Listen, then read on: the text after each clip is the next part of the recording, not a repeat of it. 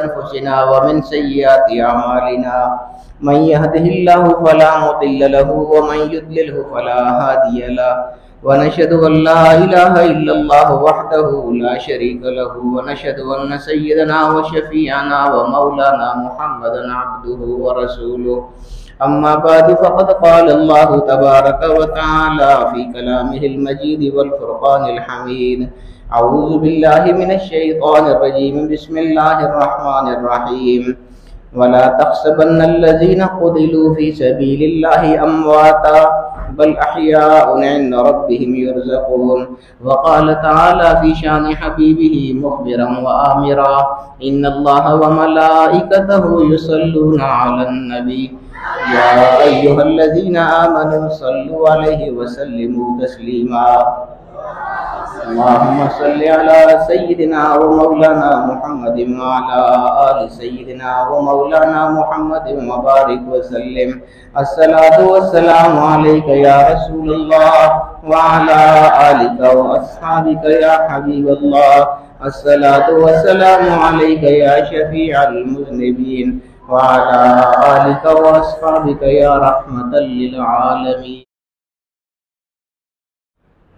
سامعین محترم، محرم الحرام کا مہینہ اختتام پذیر ہے۔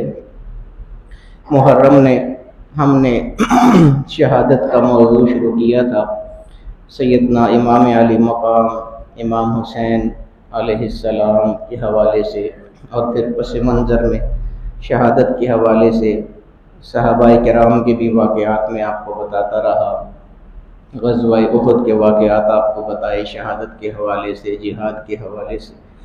وہی سلسلہ آگے ہمارا چل رہا ہے۔ پچھلے جمعے جن صحابہ کرام کی قربانیوں کو میں نے بیان کیا تھا، آگے آئیے شاہ صاحب۔ پچھلے جمعے جن صحابہ کرام کی قربانیوں اور شہادتوں کا میں نے تذکرہ کیا تھا، جان ساریوں کا تذکرہ کیا تھا، ان میں ایک ام عمارہ رضی اللہ تعالی عنہا ہیں، جن کے بارے میں پوری تفصیل آپ کو پچھلے جمعے بتا چکا ہوں۔ بہت سے صحابہ کرام ہیں جنہوں نے اس مشکل وقت میں حضور علیہ السلام پر اپنی جانیں لٹائیں، اور نہ صرف جانیں لٹائیں بلکہ محبت کا حق ادا کر دیا، خدمت گزاری کا حق ادا کر دیا۔ اور میں نے یہ بھی عرض کی تھی کہ جن لوگوں نے حضور علیہ السلام کے ساتھ محبت کی تھی اور ہماری زبان میں کہتے ہیں کہ رج کے محبت کی تھی، تو حضور نے بھی رج کے ان کو صلے بھی دیے تھے اور انعام بھی عطا فرمائے تھے۔ ساری چیزیں میں آپ کو بتاتا رہا تھا، ساتھ ساتھ کس کس نے کیا کیا قربانی دی اور اس کے بدلے میں حضور علیہ السلام نے اس کو کس انعام سے نوازا تھا، یہ میں آپ کو پچھلے جمعے بتاتا رہا تھا۔ مختلف صحابہ کرام تھے۔ حضرت ابو طلحہ رضی اللہ تعالی عنہ حضور علیہ السلام کی طرف بڑھنے والے جتنے بھی تیر تھے ان کے سامنے اپنا جسم رکھتے تھے اور اپنا چہرہ رکھتے تھے، اور ساتھ یہ کہتے تھے کہ نفسی لنفسک الفدا، یا رسول اللہ میری جان ہے نہ تیر کھانے کے لیے، آپ کی جان تک، آپ کے بدن تک کیوں کوئی تیر پہنچے گا؟ بوجہی لوجہک الوقا، اور یا رسول اللہ آپ کے مبارک روح زیبا کی طرف جو تیر بڑھے گا اس کو روکنے کے لیے میرا چہرہ جو حاضر ہے میں سامنے رکھ کے وہ تیر کھا لوں گا یا رسول اللہ۔ عجیب عجیب انداز تھے صحابہ کرام کی، اور حضور علیہ السلام بھی آگے سے عجیب عجیب ان پر انعامات فرما رہے تھے۔ انہی میں حضرت قتادہ بھی تھے، وہ میں نے آپ کو واقعہ بتایا، ان کی آنکھ باہر آ گئی تھی، حضور نے پھر اس کو اپنی جگہ پر نصب فرما دیا تھا، اور ایسا نصب فرمایا تھا، ساتھ دعا فرمائی تھی کہ اللہم قی وجہ قتادہ کما وقع وجہ نبی کا، اے اللہ قتادہ کے چہرے کو محفوظ فرما جس طرح اس نے تیرے نبی کے چہرے کو محفوظ فرمایا۔ صرف یہی نہیں، پھر آگے فرمایا کہ فجعلھا احسن عینیہ واحدہما باری تعالیٰ اس کی دونوں جو آنکھیں ہیں ان میں سے جو آنکھ نکل گئی تھی اور میں نے اپنے ہاتھ سے نصب کی ہے، باری تعالیٰ اس کو اپنی آنکھ ہے اس سے زیادہ خوبصورت بنا دے اس کے بعد، اور باری تعالیٰ بینائی بھی، جو نظر بھی ہے اس کی اصلی جو آنکھ ہے اس سے زیادہ یہ نصب کی ہوئی آنکھ میں بینائی بھی زیادہ عطا فرما دے۔ اور حضور کی یہ دعا کا یہ اثر تھا کہ حضرت قتادہ فرماتے ہیں کہ بعد میں جب میری عمر زیادہ ہو گئی، میں بوڑھا ہو گیا، تو میری جو دو آنکھیں تھیں ان میں ایک وہ آنکھ تھی جو میری اپنے والی آنکھ تھی، اور ایک وہ آنکھ تھی جو نکلنے کے بعد حضور نے دوبارہ نصب فرمائی ہوئی تھی۔ تو وہ فرماتے ہیں کہ جو حضور نے دعا فرمائی تھی کہ اس آنکھ کو زیادہ خوبصورت اور تیز نظر والا بنا دے، اس کا اثر یہ تھا کہ بڑھاپے کی وجہ سے جب میری اپنی طبی آنکھ کی نظر کمزور ہو گئی تھی، اس وقت بھی وہ آنکھ جو حضور نے نصب کی تھی اس کی نظر اس وقت بھی کمزور نہیں تھی، اور اس کی نظر کی وجہ سے میں آخری عمر میں بھی سوئی میں دھاگا ڈال لیا کرتا تھا۔ تو یہ حضور کی دعائیں ہیں، حضور کے مبارک لب کسی کے لیے ہل جاتے تھے تو اللہ تعالیٰ اس پر کرم نوازیاں فرما دیتا تھا۔ رحمت حق بہانہ میں جو ہے، بہانہ میں جو ہے اللہ تعالیٰ کی جو رحمت ہے وہ زیادہ مانگنا طلب نہیں کرتی ہے بلکہ صرف بہانہ طلب کرتی ہے کہ کوئی بہانہ بن جائے۔ رحمت حق بہانہ میں جو ہے، بہانہ میں جو ہے۔ تو یہ بہرحال ایک حضرت طلحہ رضی اللہ تعالی عنہ 70 زخم ان کے جسم پر لگے تھے اس وقت، 70 زخم جسم پر لگے ہوں، زخم بھی نیزوں کے زخم جس سے سوراخ ہو جاتے ہیں جسم میں، اس طرح کے سوراخ جسم میں 70 سوراخ تھے ان کے۔ اور حضرت ابوبکر صدیق رضی اللہ تعالی عنہ ان کی طرف بڑھے، جب ان کی حالت بہت زیادہ خراب تھی، بے ہوش ہو گئے تھے، ظاہر اتنے زیادہ زخم لگے، اتنا خون نکلے، بے ہوش ہو گئے تھے۔ تو حضرت ابوبکر صدیق رضی اللہ تعالی عنہ نے ان کی حالت دیکھی کہ بے ہوشی کے عالم میں جا رہے ہیں، تو پانی لے کے ان کی طرف بڑھے، نہ بلکہ حضور علیہ الصلوۃ والسلام کے لیے پانی لائے حضرت ابوبکر صدیق رضی اللہ تعالی عنہ۔ تو دیکھیے نا، حضور کے ساتھ جو پیار کرتے ہیں پھر حضور کا پیار بھی اسی طرح کا ہوتا ہے۔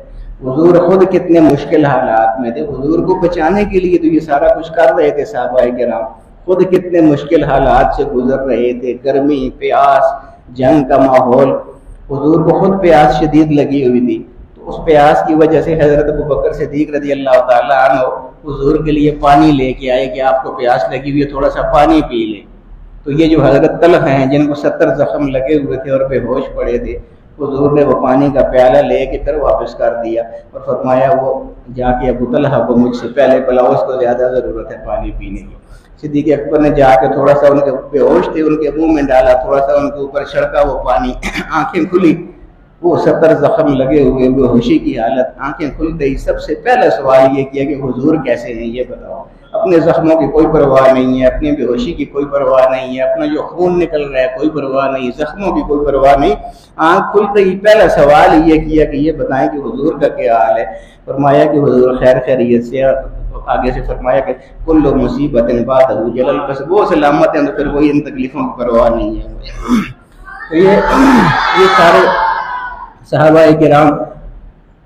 اسی طرح ایک اور صحابی ہیں حضرت سعد، وہ بھی میں آپ کو بتا چکا ہوں کہ حضور ان کے پیچھے کھڑے تھے اور ایسے ان کے کندھے سے اوپر ہو کے دیکھنا چاہتے تھے، تو انہوں نے بھی کہا تھا نہیں یا رسول اللہ آپ اوپر مت ہوئیے، دشمن کا کوئی تیر آ کے آپ کو کہیں نہ لگ جائے، آپ کے سامنے میرا چہرہ موجود ہے نا، میں اپنے چہرے پر سارے تیر کھاؤں گا۔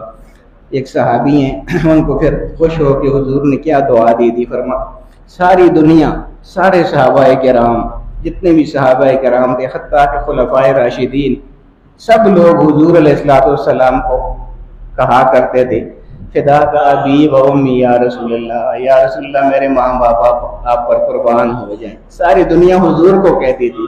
یہ صحابی ان سے حضور اتنے خوش تھے کہ ان کو فرمایا ارم یا سعد فدا کا ابی و امی، مارتا جاتی اور مارتا جا سعد تجھ پر میرے ماں باپ قربان ہو جائیں۔ حضور علیہ الصلوۃ والسلام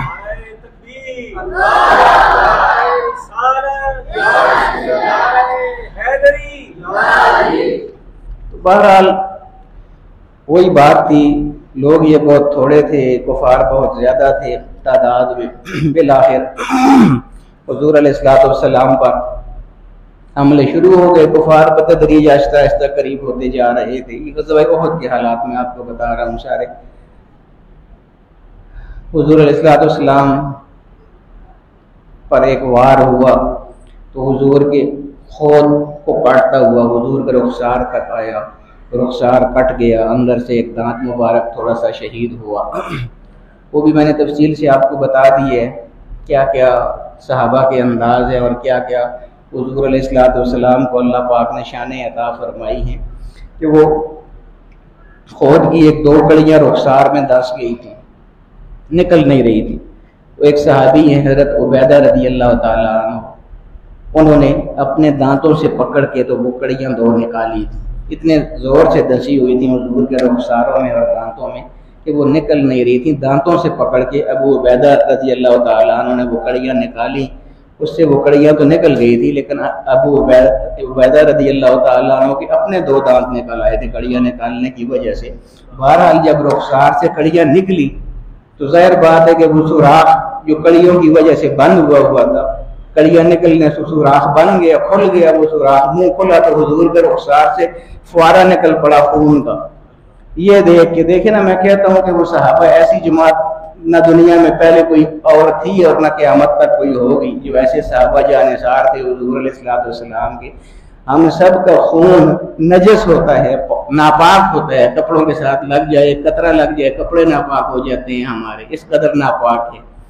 یہ ہمارا خون ہے، وہ حضور علیہ السلام کا خون تھا، مبارک خون رخساروں سے نکلا جب فوارے کی طرح۔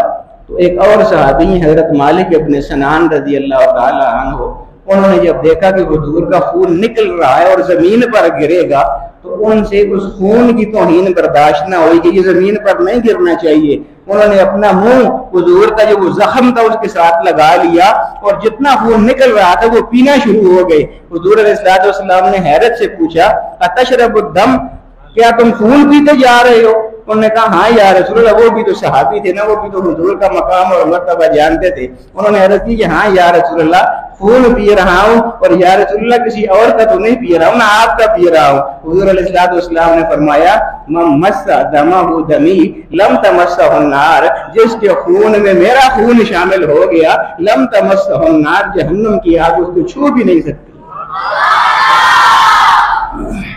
کیا کیا شانیں ہیں حضور علیہ السلام کی۔ بہرحال دانت مبارک کا کچھ حصہ ٹوٹ گیا۔ نعرہ تکبیر، نعرہ رسالت، قبلہ حضرت صاحب۔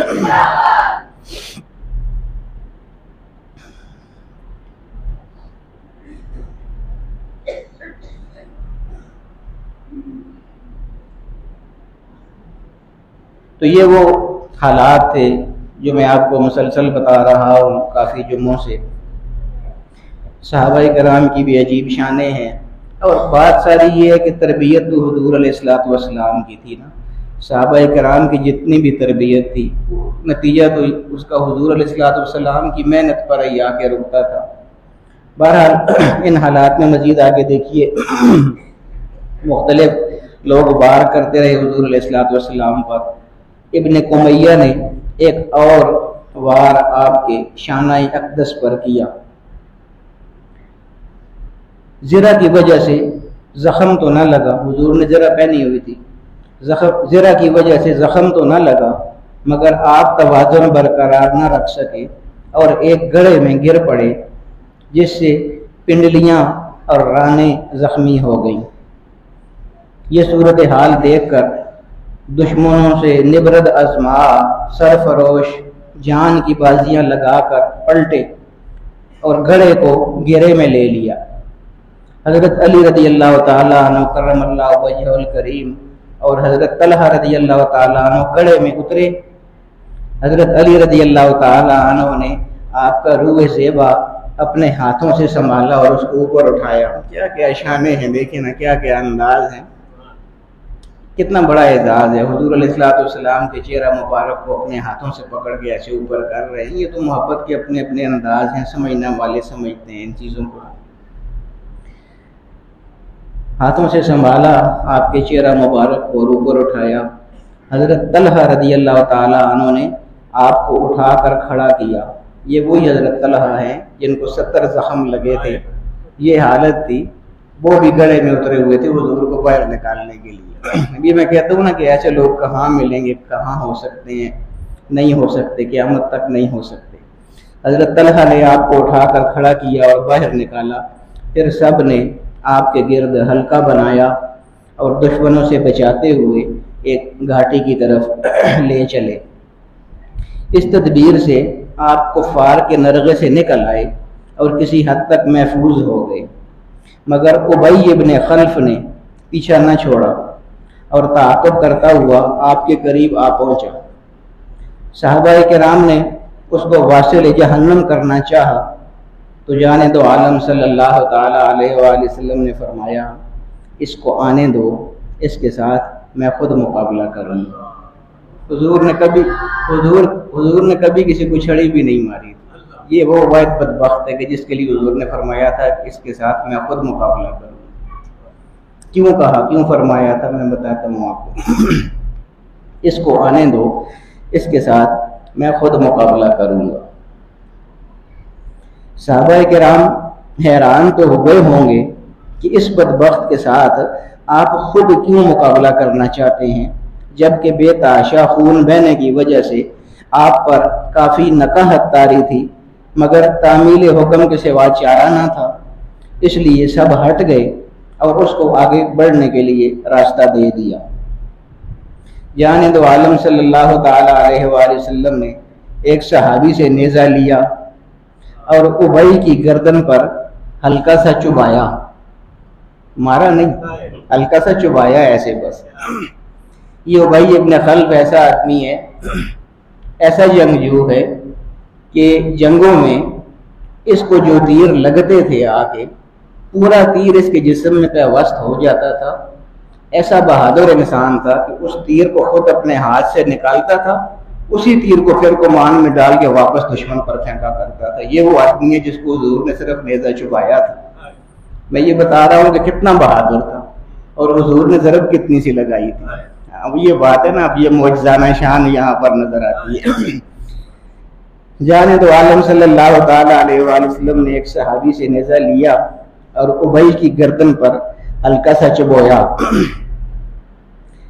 جس سے بہت معمولی سی خراش پڑی، مگر اللہ جانے اس ہلکے سے وار میں کون سی معجزانہ قوت کار فرما تھی کہ ابی کربناک لہجے میں چلانے لگ گیا، قتلنی واللہ محمد، قتلنی واللہ محمد، اللہ کی قسم مجھے محمد نے مار ڈالا ہے، اللہ کی قسم مجھے محمد نے مار ڈالا ہے۔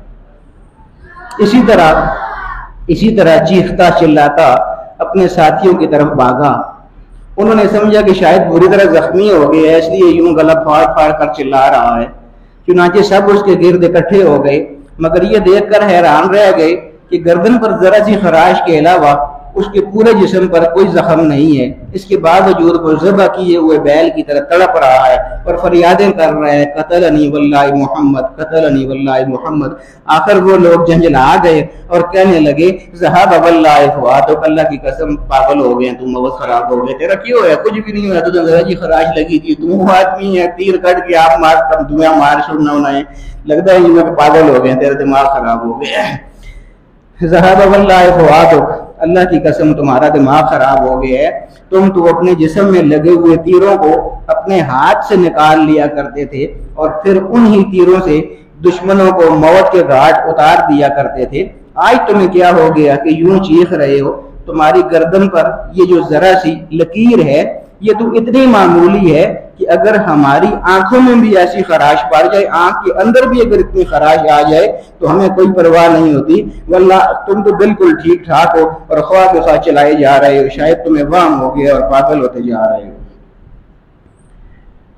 ابی نے تڑپتے ہوئے جواب دیا، لات و عزا کی قسم مجھے اس قدر درد ہے کہ اگر میرا درد ربیہ اور مضر کے قبیلوں پر تقسیم کر دیا جائے تو ان کا ہر فرد اس درد کی وجہ سے تڑپ تڑپ کر مر جائے گا۔ دراصل محمد نے ایک دفعہ مجھ سے کہا تھا کہ میں تجھے قتل کروں گا۔ یہ وہ میں عرض کر رہا تھا نا کہ کیوں حضور خود مقابلہ کرنا چاہ رہے تھے۔ ہوا ایسے تھا، بدر کے دن ابئی گرفتار ہو گیا تھا، غزوہ بدر کا، یہ تو احد کے حالات میں بعد والے اس کے غزوے کے حالات بتا، اس سے پہلے بدر ہو چکا تھا، غزوہ بدر۔ ابئی بدر کے دن گرفتار ہو گیا تھا اور فدیہ دے کر رہا ہوا تھا۔ رہائی کے بعد جب مکہ کی طرف روانہ ہونے لگا تو جانب عالم صلی اللہ تعالی علیہ وآلہ وسلم کو مخاطب کر کے گویا ہوا، بولا محمد میں نے ایک گھوڑا پال رکھا ہے جسے روزانہ 12 سیر دانہ کھلاتا ہوں، ایک دن آئے گا کہ میں اس گھوڑے پر سوار ہو کر آؤں گا اور تمہیں قتل کروں گا۔ جانب عالم صلی اللہ تعالی علیہ وآلہ وسلم اس کی لافزنی پر مسکرائے اور فرمایا تم تو مجھے قتل نہیں کر پاؤ گے، البتہ میں انشاءاللہ ضرور تمہیں قتل کروں گا۔ آپ کا یہی فرمان ابئی کو اس وقت یاد آ رہا تھا۔ آپ نے بھی محض اپنے اس وعدے کو پورا کرنے کے لیے اس کے ساتھ بذات خود مقابلہ کیا تھا، ورنہ اس بدنصیب کے علاوہ آپ نے زندگی بھر کسی پر ہاتھ نہیں اٹھایا تھا صلی اللہ تعالی علیہ وآلہ وسلم۔ بہرحال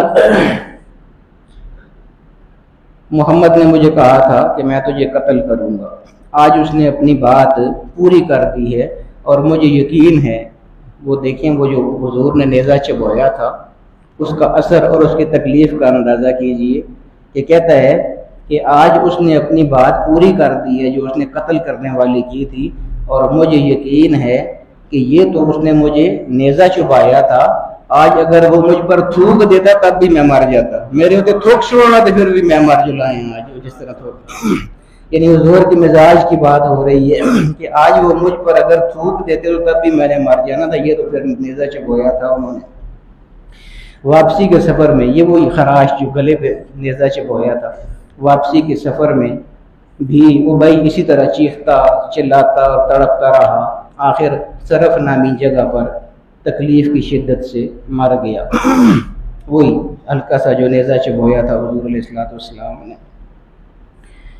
حضرت طلحہ کے بارے میں آپ کو بتا رہا تھا، وہ جن کو 70 زخم لگے ہوئے تھے، اور حضرت ابوبکر صدیق رضی اللہ تعالیٰ عنہ کے پانی پلانے سے تھوڑا ہوش میں آئے تھے۔ کیسے بہادر لوگ تھے۔ جانب عالم صلی اللہ تعالیٰ علیہ وآلہ وسلم جس گھاٹی کی طرف جا رہے تھے وہ خاصی اونچی اور دشوار گزار تھی، جبکہ جانب عالم صلی اللہ تعالیٰ علیہ وآلہ وسلم چونکہ پنڈلی میں زخم آیا تھا، بہت سا خون ضائع ہو جانے کی وجہ سے خاصی کمزوری محسوس کر رہے تھے۔ 2 زریں جو آپ کے بدن پر تھیں، ایک زرہ بھی نہیں، 2 زریں حضور نے پہن رکھی تھی، لوہے کی قمیصیں، 2 زرہیں جو آپ کے بدن پر تھیں، ان کا بوجھ وزن الگ تھا۔ چنانچہ راستے میں آنے والے ایک بڑے پتھر پر جب آپ نے چڑھنا چاہا تو نہ چڑھ سکے، کمزوری کی وجہ سے، نکاہت کی وجہ سے نہ چڑھ سکے۔ یہ دیکھ کر حضرت طلحہ فوراً آگے بڑھے۔ یہ ہے نا، یہ ہے محبت والے اور محبت والوں کی ادائیں۔ حالت میں نے آپ کو بتا دی حضرت طلحہ کی کیا تھی، سارا جسم زخموں سے چور چور، خون نکل رہا ہے۔ خدمت گزاری دیکھیے، جب گھاٹی پر چڑھتے ہوئے جب دیکھا کہ بڑا پتھر آ گیا اور حضور اس پر چڑھنا چاہ رہے ہیں لیکن کمزوری اور نکاہت کی وجہ سے بڑا قدم نہیں رکھ پا رہے، چنانچہ یہ دیکھ کر حضرت طلحہ فوراً آگے بڑھے اور پتھر کے پاس جا کر سجدے کی طرح جھک گئے۔ جانب عالم صلی اللہ تعالیٰ علیہ وآلہ وسلم ان کی پشت پر پاؤں رکھ کر اوپر چڑھ گئے اور پھر فرمایا اوجب طلحہ نے اپنے لیے جنت واجب کر لی، طلحہ نے اپنے لیے جنت واجب کر لی ہے۔ واضح رہے کہ یہ وہی طلحہ ہے جو 70 کے قریب زخم کھانے کے بعد بے ہوش ہو کر گر پڑے تھے اور صدیق اکبر رضی اللہ تعالیٰ عنہ کے پانی چھڑکنے سے ہوش میں آئے تھے۔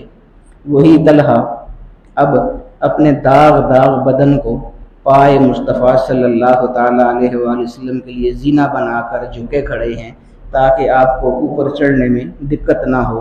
خدمت گزاری کا یہ کیسا بے مثال اور لازوال جذبہ ہے رضی اللہ تعالی عنہ۔ یہ کچھ اور حالات تھے غزوہ احد کے حوالے سے۔ انشاءاللہ یہ سلسلہ ہمارا سید الورا سے جاری رہے گا۔ اللہ رب العالمین ان صحابہ کرام پر کروڑوں کروڑوں رحمت نازل فرمائے۔ انہوں نے دین کے لیے جو کاوشیں کی ہیں اللہ تعالیٰ ان کو اپنے بارگاہ میں قبول فرمائے۔ وصلی اللہ تعالیٰ علی خیر خلقی سیدنا و مولانا محمد و آلہ و اصحابہ اجمعین۔